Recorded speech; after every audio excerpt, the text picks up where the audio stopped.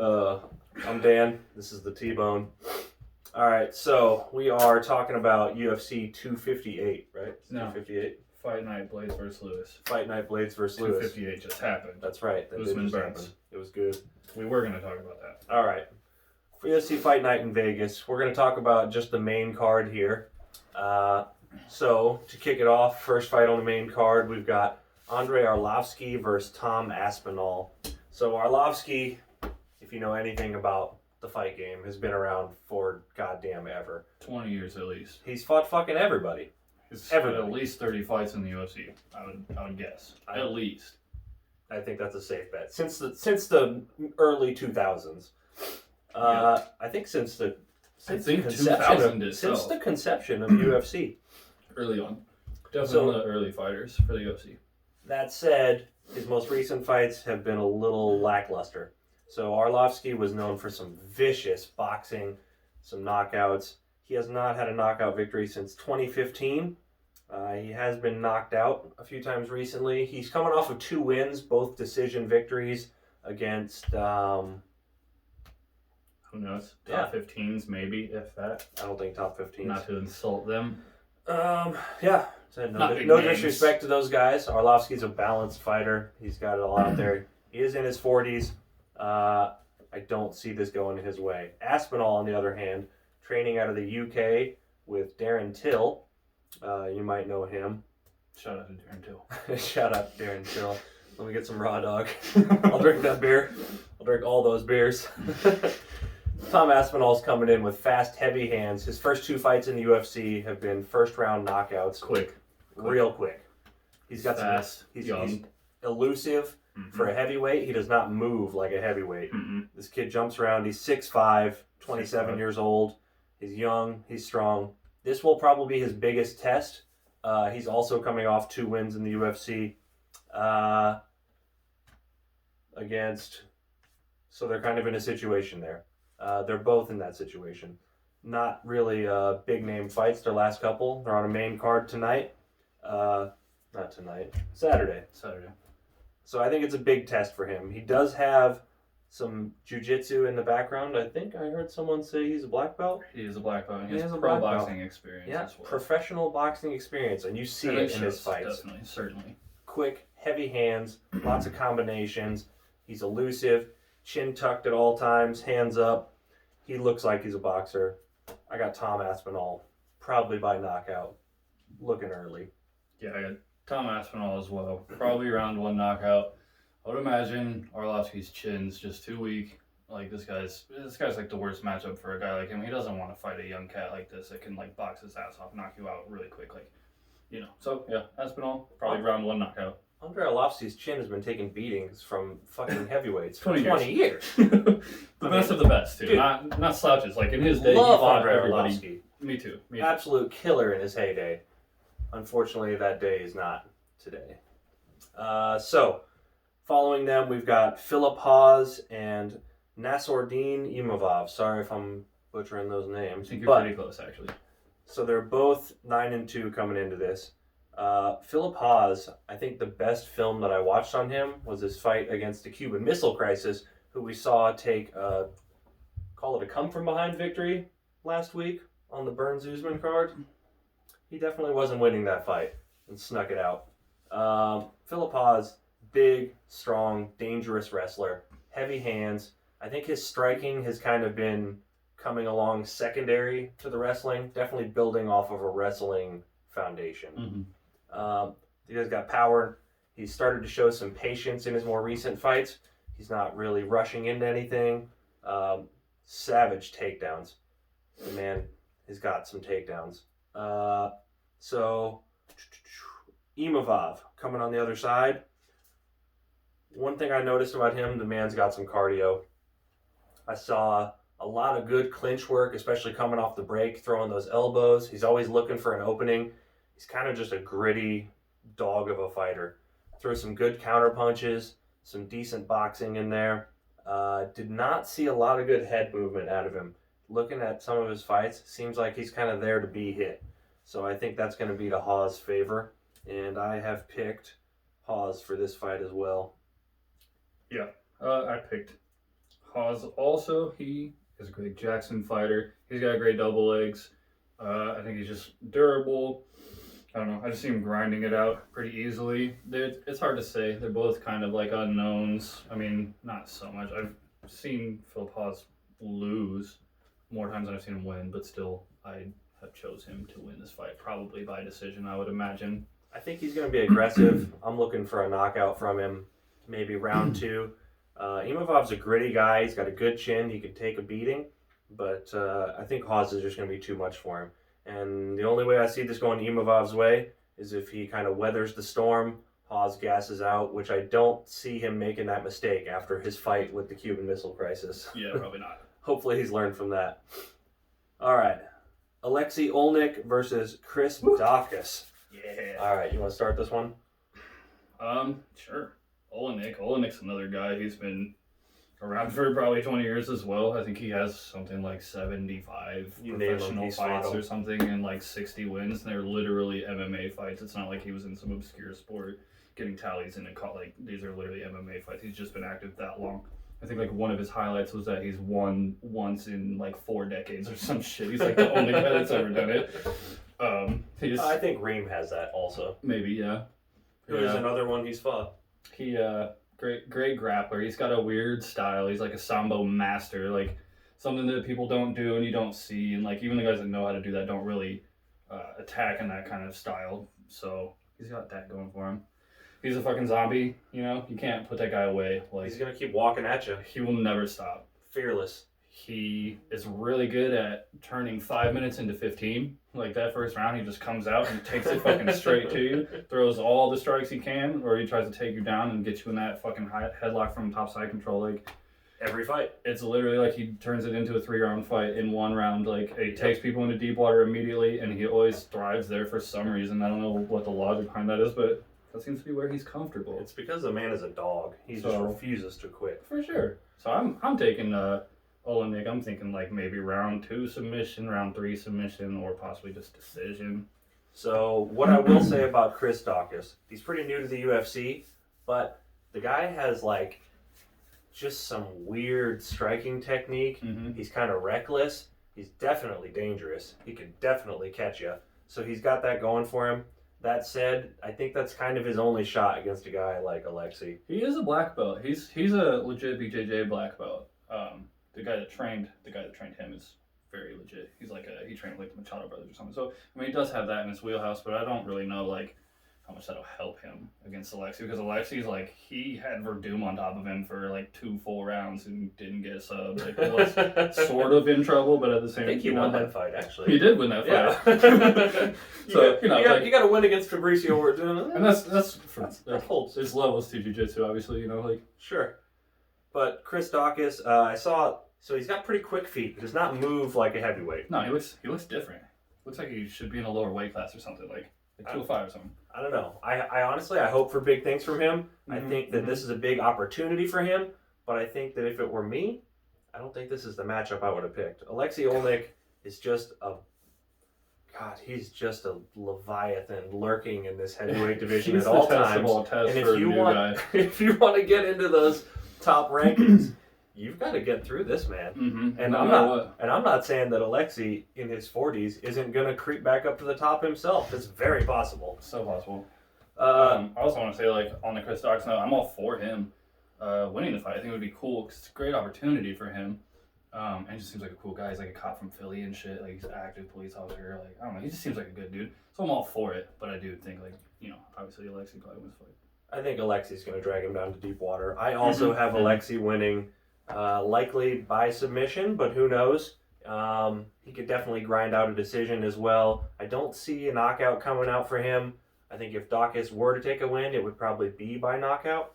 Alexi just has that relentless submission attack. When you saw him talking about his matchup with Derrick Lewis before the fight, and he's like, I just wanted to fight the biggest, strongest, most dangerous guys, and they said Derrick Lewis, and I said, yeah, I think he's one of those, and that's fun for me. So that's just a mentality that not all the fighters have, and I think it's definitely to his advantage. The guy is, God, I hate this phrase, but the man's got the eye of the tiger, guys. True.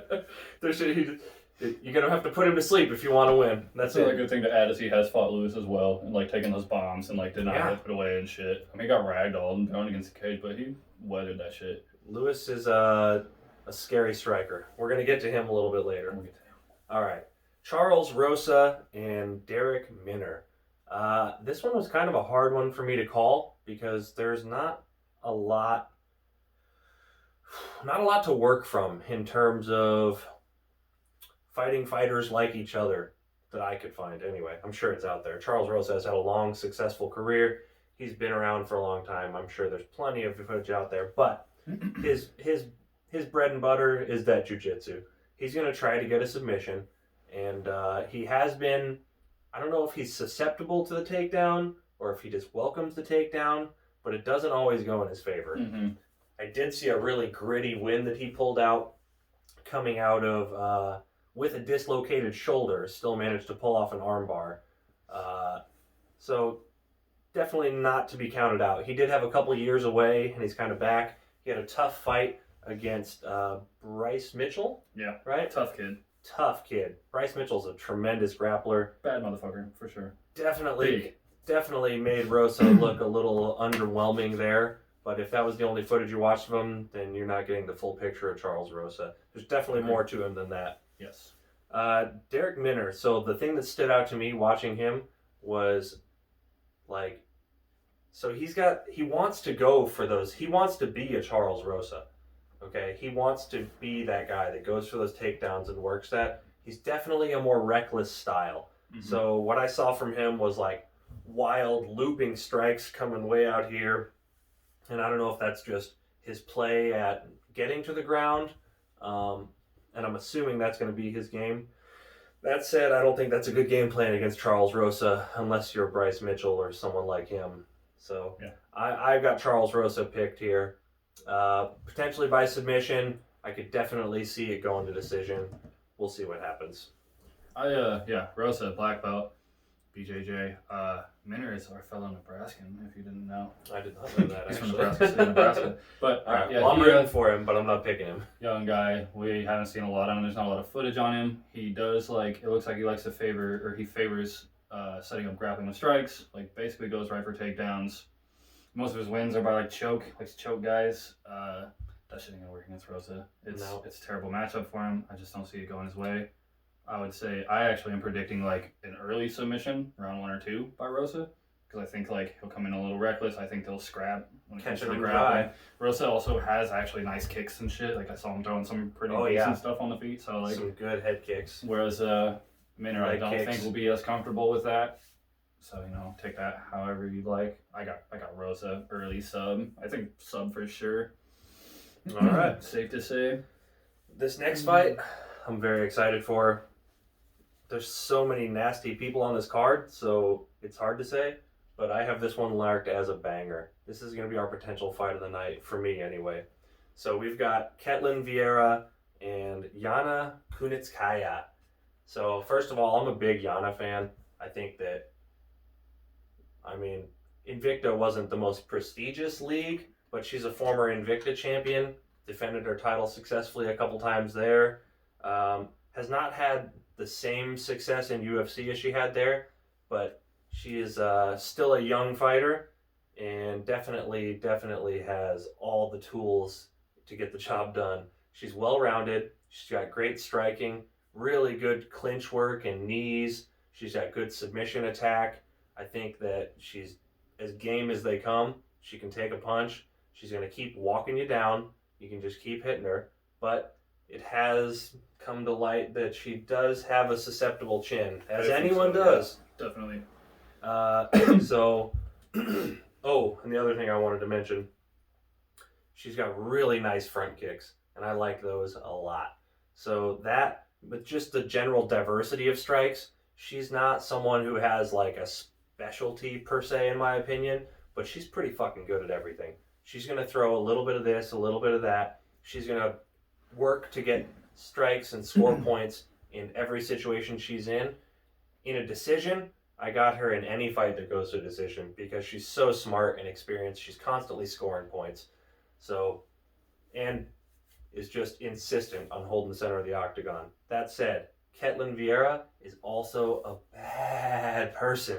So she has just such heavy, straight hands. Those punches are, you would think she had a boxing background, but she actually comes from the BJJ again. So it's, man, but when you see her throw those punches, she puts heat on them.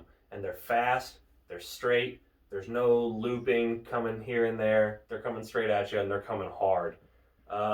So she has a notable win to me was a submission over Sarah McMahon in 2017. Crazy. Sarah McMahon is a crazy wrestler. She's like an Olympic wrestler. So strong. Olympic champion or something. Yeah. Just nobody chokes her out. Nobody. So Ketlin Vieira and Yana, I think it's going to be interesting to see who can take the center of the octagon. Mm-hmm. They're both like aggressive, no steps backwards type fighters. Mm-hmm. So I think it's going to be a banger. They're both pretty durable. Yana maybe less so, which is why I've got Vieira picked for the win. I don't know how it's going to go down, but I just think that toughness and grit is going to come through for her. Yeah. Kunitskaya, I think Kunitskaya probably. Kunitskaya? Whatever. She fucking multi-time kickboxing champion in every kind of kickboxing, taekwondo, Muay Thai, like all these Russian stand-up. She was in the K1 Grand Prix. She's been kickboxing for fucking ever, but yeah, she loves to grapple for some reason, which is like every MMA fight I watch, I think I saw her getting into like top positions, like shooting takedowns and shit. She's got great reversals off the ground. Yeah, she's great. She leans in the clinch. She does good taking clinch control. Oh yeah. She's definitely hard to control on the ground. But so like, yeah, I think that I have seen her have the susceptible chin for sure, and I've seen her initiate grappling a lot when she's losing the striking, which I think is in this fight probably going to work out for Vieira. I have Ketlin winning like probably by decision, I think, but I think that 1-2 punch that she throws, that fucking jab straight, it's so good, so accurate. There's so much volume. She throws it all the time. Like, it's the only strike I think I've seen her throw, other than maybe like a body hook or something. I don't know. It's like fast. It's so good. It's so good and crispy. It's and like a piston. I think she just keeps landing that. Eventually, Yana will probably shoot a takedown, like maybe be forced to. And I don't know. I just think that Ketlin wins that. 3-time BJJ world champion, BJJ black belt, judo black belt, fucking Brazilian wrestling champion. Like, she's done it all. It's literally the best color contrast, other than the striker likes to grapple in this case, which doesn't like that. But you know, like, it is somewhat of a classic striker versus grappler setup, but they both kind of lean outside their specialty. It's so crazy we'll see how that plays out experience in this fight. Like, just as far as accolades, like, you know, like there's a lot of medals and championships in this fight alone. I think it's cool. But yeah, I got Vieira decision probably. Both big, strong fighters for the weight class, too. And I think they both find the most success when they are the bigger, stronger fighter, and they can kind of bully their opponent. Mm-hmm. And so it's going to be interesting to see who's able to do that. And that's why I think it's just going to be a banger. Should be a great one. I fully agree. All right. Blaydes versus Lewis. This one, main event. I do not think we'll go to decision. It might. It might. I don't see these guys going 5 rounds. I think it's one way or the other. Like, both of them have an avenue to victory. One of them is like decision. The other's probably not. But I mean, it's not like, you know. I don't know. Assigned to that. It doesn't have to specifically be that. Either one of them can knock each other out. I think Blaydes probably has the decision advantage, but I don't see it going that way. I think Derrick Lewis is definitely sort of remade lately, and he's got the gas tank improved. But I don't think he's got 25 minutes of Curtis Blaydes leaning on him. Who does? Nobody does. And it's more than that, also, you know. But yeah, like, for sure. And I shouldn't say it's just leaning on you. Curtis Blaydes is the most dominant wrestler in the heavyweight division, in my opinion. Razor blades. And just a savage ground and pound artist. He cuts people up. He hits so hard. We don't see a lot of him throwing punches on in the stand-up, but he definitely does. And when they land, they look like they hurt. Mm-hmm. He's a heavyweight. Mm-hmm. That's for sure. So one thing that I had for advantage for Blaydes is that I think he's going to be patient. I think he's going to keep putting pressure on him. But we'll see, because he's definitely got to respect the hands of Derrick Lewis. Derrick Lewis is a scary individual. He's definitely got the ability to put anyone to sleep. There's no doubt about that. At like any time inside of the fight. That said, he does not have the greatest track record for takedown defense. I think that Blaydes is probably the best takedown artist possibly ever in the heavyweight division. And I think that he's going to take him down. And I think he's going to wear on him and beat on him, and he's going to grind out a victory, whether it's a TKO or a decision or, well, it's not going to be, if it was a submission, it would be his first submission ever, which I think would be crazy. I think if Curtis Blaydes, just saying, do what you want, Curtis, you're being very successful right now, but I think if you worked a little submission game in, you could save yourself some time and effort in there. Because you're already dominating on the ground. You're in the right position. You just got to do it. So Lewis, I think the best avenue to victory for him would be maybe a big-ass uppercut while Blaydes is shooting a takedown. Maybe that could do it, but then you're sacrificing defending the takedown, and I think it's really important that he does that. So, I don't know. Derrick Lewis also does have some interesting like front kicks and stuff. So we'll see if he pulls out some stuff like that. Flying knee. Honestly, a knee is not out of the question. He threw a flying knee. I could totally see him learning that just for this. I'm sure, well, not learning it, but implementing it for the first time. We haven't really seen that out of him, but if he could time it, if he could time it on that takedown attempt, I mean, that would definitely do it. Curtis Blaydes can be knocked out. You might have to be Francis Ngannou to do it, but it is possible. So, anyways, my pick, I got Blaydes. I just think he's going to be the dominant fighter. This is definitely another polarized striker versus grappler fight. And I think that in those matchups, especially if you have as strong takedowns as Curtis Blaydes, has anyone ever been able to deny Curtis Blaydes a takedown? Not that I know of. I don't know. Not that I know of. And I don't think Derrick Lewis is going to be the one, unfortunately. Would love to see it, but I don't know. So I got Blaydes. Blaydes. I got Blaydes. I think he has the record for most takedowns in a fight. It's like 14. Yeah. In one fight. Sense. It looked like a wrestling tournament, like he was just scoring points. Yeah. He's undefeated other than Francis. 0-2 against Francis, which... No shame in that, I guess. I think anybody. One was a TKO loss, one was a decision. I can't really remember. Something like that. But anyway, 0-2 versus Francis. Not really anything you need to pout about, I think undefeated otherwise. Yeah. I would say I got Blaydes by a decision, probably. I just think that he'll probably wrestle fuck him to victory if he doesn't finish. I could see him finishing him, too. That's totally possible with the ground and pound and shit. I'm thinking a TKO. Maybe round 3 or 4. I could see that. Lewis, just to touch on him, he's fucking huge. And I think that could be a factor. I've seen him just muscle his way out of stuff as far as grappling goes, where, you can see the skills not there. He's so fucking strong. What are you going to do? If he wants you off of him, he can probably, fucking full strength his way through it. But not against Blaydes. He's developed a lot of skills. Initially, he was definitely a pretty rugged, just muscle it out fighter, which is still kind of his style, but... Alexi got him down and basically controlled him when he was on top of him and didn't look like he was struggling too bad. If Blaydes gets on top of him, that's a whole different kind of guy. Way bigger, way more fit. He's going to fuck Derrick up if he gets on top of him, which I think will be dominant. Obviously his game plan. I assume he walks straight across cage, tries to back him up, cage press him, fucking take down. That's Curtis Blaydes fight. I could honestly see him coming out and acting like he's going to throw some hands just to get Derrick to throw and then shoot. But Derrick Lewis has showed patience too in the past. He's very patient, which I do think he's deceptively fit as well. I don't want to throw Derrick Lewis under the bus. I think he's fucking great and he could totally win this fight. Oh yeah. Oh, no either doubt. One of them could win this fight honestly, pretty easily. I don't know. Derrick Lewis, I mean, he has the power to knock out anybody in the division, in my opinion. The only person I wouldn't see it ever really being a concern is probably Stipe, because I don't think Derrick Lewis could hit him. I think that man is just elusive. The head movement, the footwork. He's just too good. He's too good. Too fucking good. He'd be working the body, tearing him down brick by brick. He was carrying that little light frame too, definitely manhandle Derrick. Stay away from him, be fast, man. But he's so good at boxing.